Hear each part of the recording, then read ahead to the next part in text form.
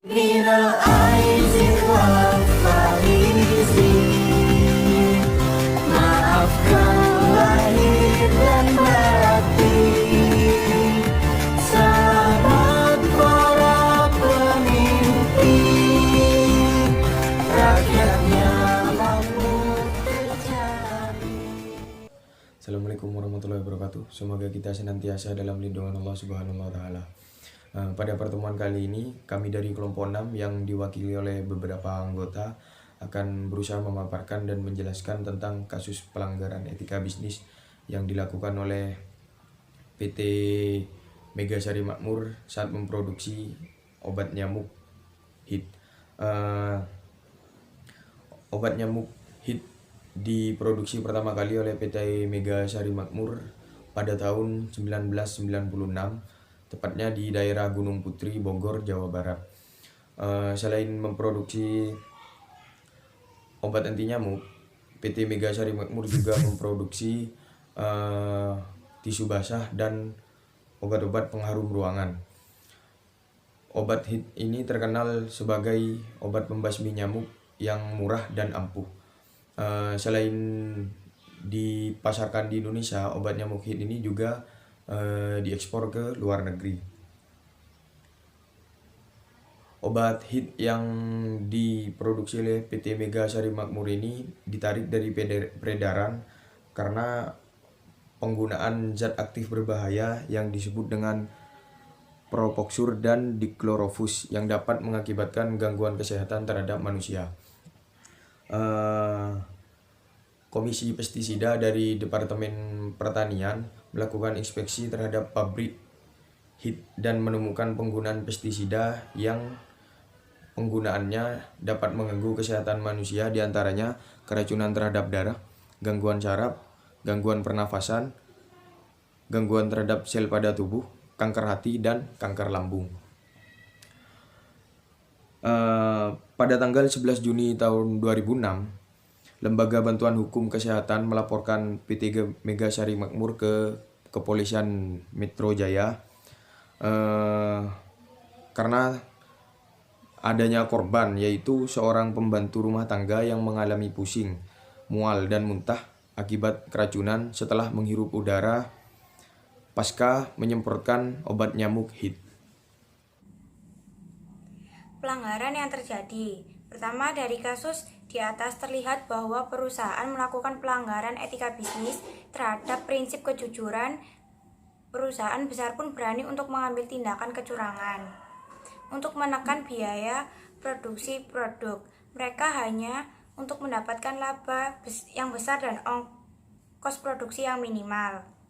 Menyampingkan aspek kesehatan konsumen dan membiarkan penggunaan zat berbahaya dalam produknya. Dalam kasus HIT, sengaja menambahkan zat dichlorophos untuk membunuh serangga, padahal bisa dilihat dari segi kesehatan manusia. Zat tersebut bisa dihisap oleh saluran pernafasan dan dapat menimbulkan kanker hati dan lambung. Dan walaupun perusahaan sudah meminta maaf dan juga mengganti barang dengan memproduksi barang baru yang tidak mengandung zat berbahaya, tapi seharusnya perusahaan juga memikirkan efek buruk apa saja yang akan konsumen rasakan bila dalam penggunaan jangka panjang. Sebagai produsen, memberi kualitas produk yang baik dan aman bagi kesehatan konsumen selain memberikan harga yang murah yang dapat bersaing dengan produk sejenis lainnya.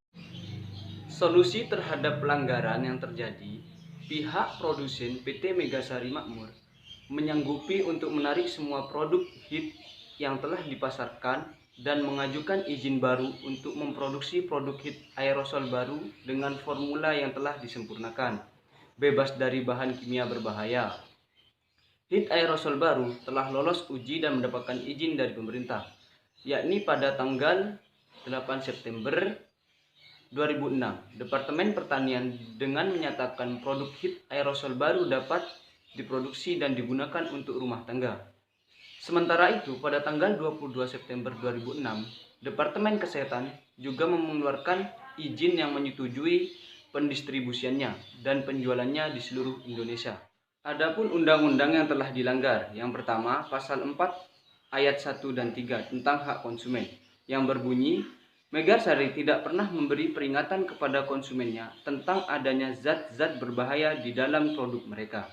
Akibatnya, kesehatan konsumen dibahayakan dengan alasan mengurangi biaya produksi HIT. Yang kedua, pasal 7 ayat 2 tentang kewajiban pelaku usaha yang berbunyi, Megarsari tidak pernah memberi indikasi penggunaan pada produk mereka, di mana seharusnya apabila sebuah kamar disemprot dengan pestisida, harus dibiarkan selama setengah jam sebelum boleh dimasuki lagi. Yang ketiga, pasal ayat 1 dan 4. Megarsari tetap meluncurkan produk mereka walaupun produk HIT tersebut tidak memenuhi standar dan ketentuan yang berlaku bagi barang tersebut. Seharusnya produk HIT tersebut sudah ditarik dari peredaran agar tidak terjadi hal-hal yang tidak diinginkan. Tetapi mereka tetap menjualnya walaupun sudah ada korban dari produknya. Yang terakhir, pasal 19 ayat 1, 2, dan 3. PT Megarsari harus memberikan ganti rugi kepada konsumen karena telah merugikan para konsumennya. Sekian presentasi dari kelompok 6. Kurang lebihnya mohon maaf. Wabillahi taufiq wal hidayah. Wassalamualaikum warahmatullahi wabarakatuh.